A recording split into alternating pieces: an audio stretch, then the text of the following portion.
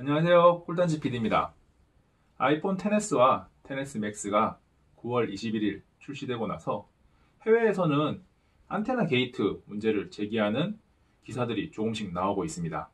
최근에 제기된 문제는 이 아이폰 XS 맥스 또는 아이폰 XS에서 LTE 또는 와이파이, 즉 네트워크를 제대로 수신하지 못해서 안테나의 개수가 작아지거나 어떤 네트워크 속도가 느려진다는 것인데요.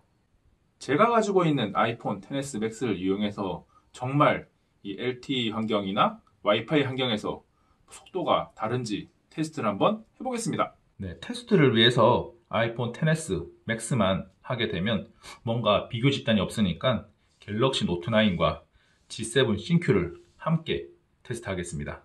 네, 테스트는 와이파이와 LTE로 나눠서 진행을 하고요.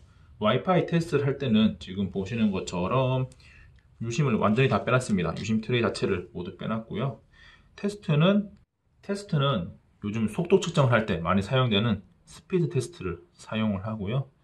지금 서버를 제가 미리 좀 맞춰놨습니다. 같은 서버를 이용하고 와이파이도 동일한 와이파이에 연결한 상태고요. 3개의 스마트폰을 동시에 테스트를 하면 한정된 자원으로 나눠먹기를 하기 때문에 하나씩 번갈아 가면서 테스트를 하겠습니다. 아이폰 XS 맥스부터 테스트를 합니다.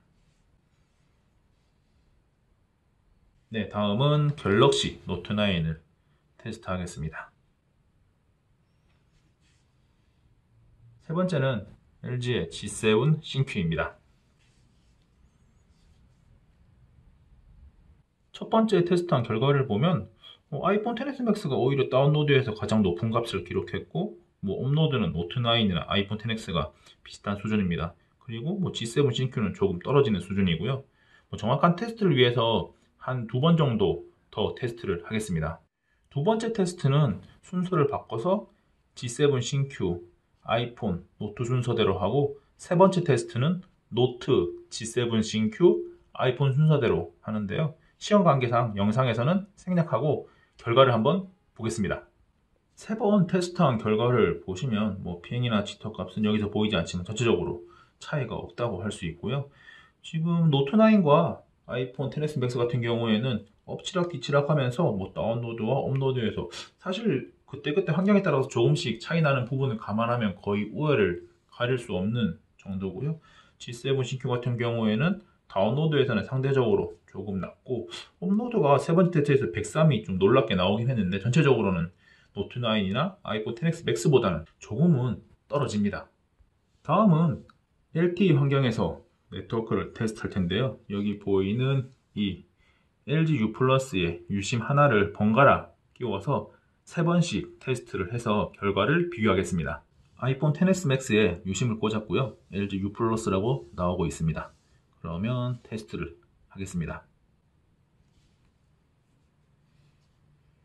네, 이번에는 갤럭시 노트 9에 유심을 끼웠고요. 역시나 LG U 플러스라고 나오고 있습니다. 테스트를 합니다. 네, 마지막으로 LG G7 신큐에 유심을 꽂았고요. 보시면 LG U 플러스라고 확인할 수가 있습니다. 테스트를 시작하겠습니다. 네, 측정을 하다 보니까 LTE는 5번씩 테스트를 했는데요. 지금 결과값을 보면 아시겠지만 우열을 가릴 수 있는 어떤 차이는 없습니다. 새 스마트폰 모두 최고값은 100을 넘겼고요. 최저값에서 노트9이 46.4 다운로드를 기록해서 조금 낮긴 하지만 전체적인 평균이나 일반적인 값을 봤을 때는 아이폰 XS 맥스나 노트9이나 G7 신큐나 LTE를 어떤 데이터를 받거나 업로드하는 속도는 거의 비등비등합니다. 번외 테스트로 한 가지만 더 측정을 할 텐데요. 지금 와이파이에 접속을 한 상태인데 동시에 한번 시작을 해서 어떻게 데이터를 나눠 먹는지 측정을 한번 해보겠습니다.